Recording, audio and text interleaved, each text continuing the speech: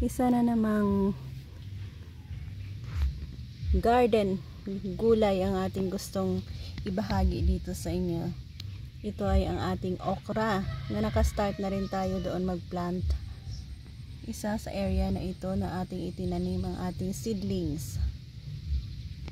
Yan, at dito natin itinanim. Nakapagtanim tayo dito ng mahigit 50. Ayan o. Ang ganda ng tubo nila. Nag-aasa tayo dito na yan. Lahat ay healthier na tutubo. Ayan na siya o. Mayroon hindi nakasurvive.